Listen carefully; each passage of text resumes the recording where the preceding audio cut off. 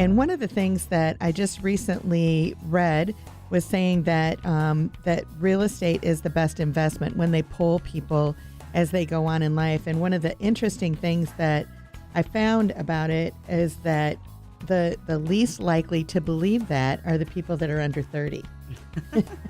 So it just proves that with age, you understand that it is the best investment. And that was ranking it above every other investment that could be made. It was 35% of Americans overall thought that real estate was the top investment, compared to 22% were for stocks and bonds, 17% for gold, 15% for savings accounts and CDs, and 7% for bonds. There's actually some pricing mistakes that a lot of home sellers need to evade.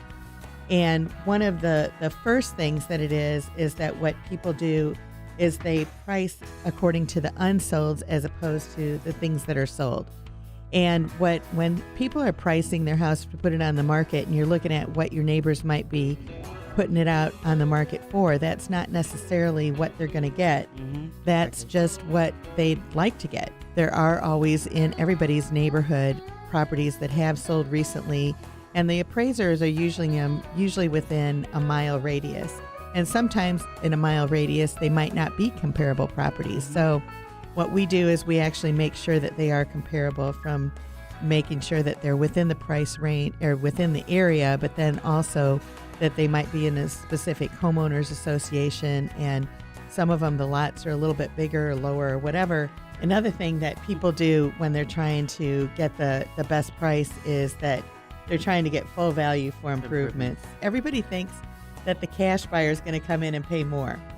And the records are, I just also read an article that said that the cash buyers in some parts of the country, and actually in a couple of parts in Florida, not in Orlando, are paying more than people that are getting a loan.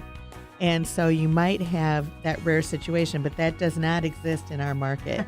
The cash buyers don't necessarily get a discount for paying cash, but they do get the same price that people are getting a mortgage. And the third one is pricing it based on what the sellers need. Yeah. And this has happened a lot in Central Florida because our market prices went down so bad that just to recoup what you lost, everybody was trying to do that. So that's really why the first-time buyer market is so strong. And then as you get into that move-up buyer, it's a little more difficult because there's so much that they've lost if they bought it several years ago. The next thing that we're going to talk about is falling in love with the AVM, which is an automatic value. I don't know what the M stands for, quite honestly. Market, I think, right? Yeah, but it's like the Zestimate on Zillow and a lot of those programs that you put your address in there and it'll tell you a value, and you either love it or you hate it. And the bottom line is that it is an automated value. They haven't seen your house. They don't know what it's worth. So to actually come up with a value, it's kind of crazy when you think about it. And it does have some value and some good points to it, but it is not accurate.